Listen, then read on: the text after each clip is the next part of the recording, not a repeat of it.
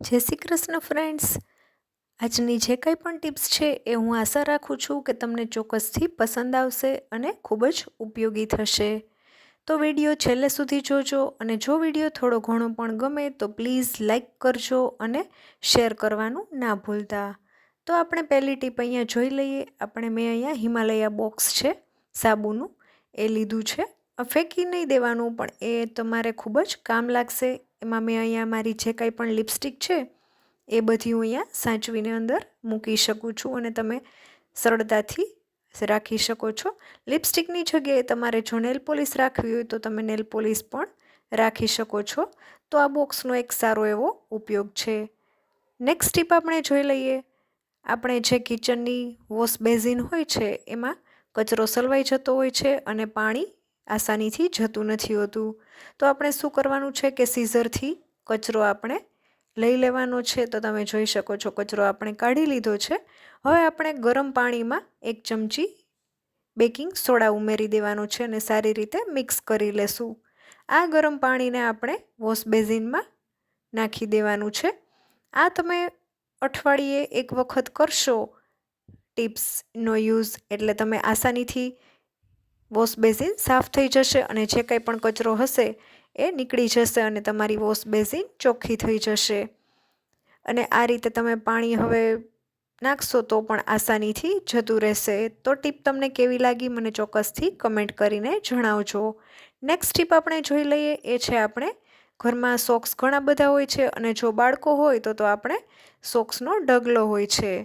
તો આપણે સોક્સ એકબીજા સાથે ખોવાઈ જતા હોય છે, ઘણી વખત ગુમ થઈ જતું હોય છે એક સોક્સ, તો મળતા નથી હોતા જ્યારે જોઈએ ત્યારે. તો આ રીતે તમે સોક્સને ફોલ્ડ કરીને રાખી શકો છો અને સારી રીતે તમે ઓર્ગેનાઇઝ કરેલું પણ લાગે છે.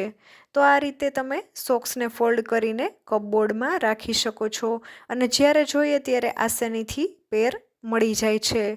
તો ટીપ કેવી લાગી ચોક્કસથી જણાવજો. નેક્સ્ટ ટીપ આપણે જોઈ લઈએ. એ છે આપણે ઘરમાં કાંસકાનો ઉપયોગ તો આપણે દરરોજ કરવામાં આવે જ છે વાળ ઓળવા માટે. તો આપણે ઘણી વખત નવો કાંસકો લઈએ ત્યારે એ ધારદાર હોય છે અને માથામાં ખૂંચતો હોય છે. તો ત્યારે આપણે શું કરવાનું છે, જ્યારે આપણે રોટલી થઈ જાય ત્યારે આપણે લોઢી થોડી થોડી ગરમ હોય છે, ગેસ બંધ રાખીને જ આપણે આ કરવાનું છે. લોઢી ઉપર આપણે આ રીતના કાંસકો ફેરવી લેવાનો છે. તો તમારે જે કંઈ પણ ધાર હશે એ ઘસાઈ જશે અને કાંસકો તમારો સરસ થઈ જશે. અને ગેસ તમારે બંધ રાખવાનો છે, એ વાતનું ધ્યાન રાખજો. તો હવે તમને વાળ ઓળવામાં કાંસકો બિલકુલ પણ લાગશે નહીં. તો તમે ટીપ કેવી લાગી મને ચોક્કસથી જણાવજો. આ ટીપ તમારા માટે ખાસ ઉપયોગી થશે એવી હું આશા રાખું છું. નેક્સ્ટ ટીપ આપણે જોઈ લઈએ. એ છે આપણે રોટલી કરવાનો જે આપણે ચીપિયો હોય છે એને આપણે જબલું પહેરાવી દેવાનું છે. જે પોલિથીન બેગ આવે છે એ આપણે ચીપિયાને પહેરાવી દેશું અને આપણે પાણીની બોટલ હોય છે એનું ઢાંકણ ખોલી અંદર આપણે ફેરવી લેવાનું છે. આ રીતે આપણે પાણીની બોટલ સાફ કરશું તો બોટલ આસાનીથી સાફ થઈ જશે. બોટલની અંદર આપણે હાથ ફેરવી નથી શકતા, તો આ રીતે ચીપિયાથી તમે બોટલ સારી રીતે સાફ કરી શકો છો. નેક્સ્ટ ટીપ છે એ મેં અહીંયા એક સાબુ લીધો છે અને પિલર લીધું છે. પિલરથી આ રીતના સાબુને છોલી લેવાનો છે. આ ટીપ તમને ચોક્કસથી ખૂબ જ કામ લાગશે એવી છે. તો સાબુને છોલી લીધા પછી આપણે એક કોથળીમાં લઈ લેવાનું છે. આ રીતના નાના નાના પીસ થઈ જાય છે અને જ્યારે પણ તમે ટ્રાવેલિંગમાં જાઓ તો તમે આ રીતના સાબુ એક એક લઈ અને હેન્ડવોશ કરી શકો છો પેપર સોપના બદલે. તો તમને ચોક્કસથી કામ લાગશે. નેક્સ્ટ ટીપ આપણે છે કિચનમાં આપણે હેન્ડવોશ કરી અને વારંવાર હાથ લૂછવાના થતા હોય છે તો મસોતું ભીનું થઈ જતું હોય છે અને સુકાતું નથી હોતી, તો ખરાબ સ્મેલ પણ આવવા લાગે છે. તો આપણે ડબલ ટેપને થોડી એવી કટ કરી લેવાની છે અને જે આપણે કપડાં માટેના જે ક્લિપ હોય છે એના પર આ રીતના ડબલ ટેપને લગાવી દેવાની છે. ડબલ ટેપમાં બંને સાઈડ ગમ હોય છે, એટલે એક ક્લિપમાં લગાવી દેવાની છે અને આ રીતના દિવાલ પર ક્લિપને ચોંટાડી દેવાની છે. કિચનની તમે ટાઇલ્સ પર આ રીતના લગાવી અને મસોતાને લટકાવી શકો છો, એટલે મસોતું પણ આસાનીથી સુકાઈ જાય છે લટકતું હોય એટલે. તો ટીપ તમને કેવી લાગી મને ચોક્કસથી કમેન્ટ કરજો. નેક્સ્ટ ટીપ આપણે જોઈ લઈએ, એ છે આપણે ગેસ જ્યારે આપણે ચાલુ કરીએ છીએ ત્યારે ઘણી વખત ઓરેન્જ અને રેડ ગેસ કલરનો વધારે નીકળતો હોય છે. તો એ આપણે કેમ નીકળે છે અને આપણે કેવી રીતના એને સરખો કરી શકીએ છીએ એ આપણે આજે જોવાના છીએ. જો તમારે આ રીતના બર્નરને કાઢી લેવાનું છે ગેસનું, અને જે કાણાવાળો પાર્ટ હોય છે બર્નરનો એના પર તમારે આ રીતના બિંદી લગાવતું જવાનું છે.